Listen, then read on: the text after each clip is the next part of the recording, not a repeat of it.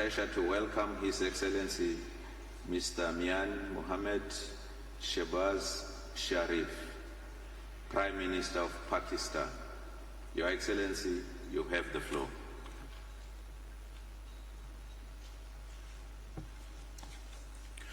Bismillahirrahmanirrahim. Ya ayyuhallazina amanu taqullaha wa qulu qawlan sadida yuslih lakum a'malakum wa yaghfir lakum dhunubakum wa man yuti' Allah wa rasulahu faqad faza azima.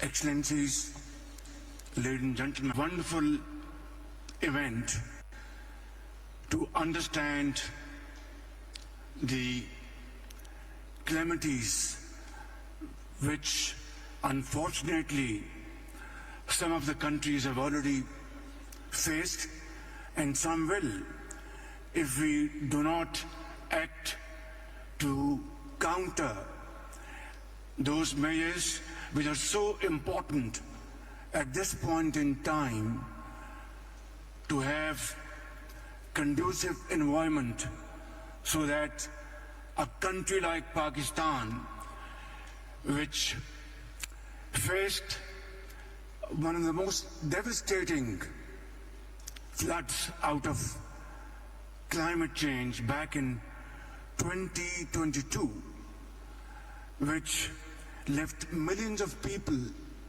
homeless. They were spending days and nights under open skies. Millions of acres of land in Pakistan submerged, and standing crops were completely destroyed. Millions of houses were absolutely submerged, and almost 1,700 people died. And of course, the loss to our economy was about $30 million. That was the cruel intensity of those floods. And this must be kept in mind, ladies and gentlemen, that Pakistan is one of those countries which hardly contribute 0.5% of emissions, global emissions. And yet we are vulnerable and in the list of those 10 countries which can, God forbid, face this kind of devastation again. My memories are still fresh. I was meeting people in Balochistan who were affected by these floods. A boy by the name of Ikramullah had lost everything. His entire village was erased from the face of the earth.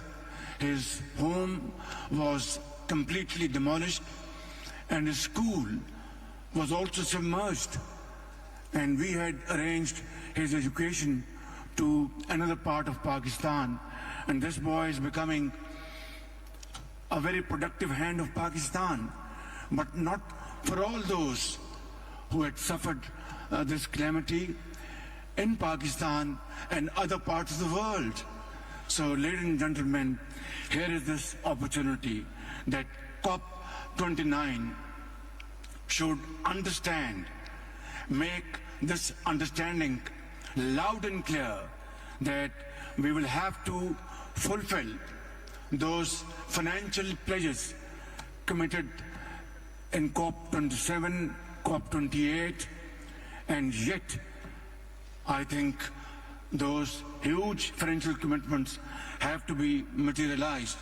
Ladies and gentlemen, we would also like to raise this point that 10 years ago in Paris, we had failed to stop the rise in emissions and catastrophic global warming. And those pledges in Paris 10 years ago, which were made, have yet to see the light of the day. Ladies and gentlemen, as the -1 emitters we should not brave the impact of emissions realized by others without even the tools to finance resilience. Without climate justice, there can be no real resilience, and I wouldn't want other countries to face the plight Pakistan faced back in 2022.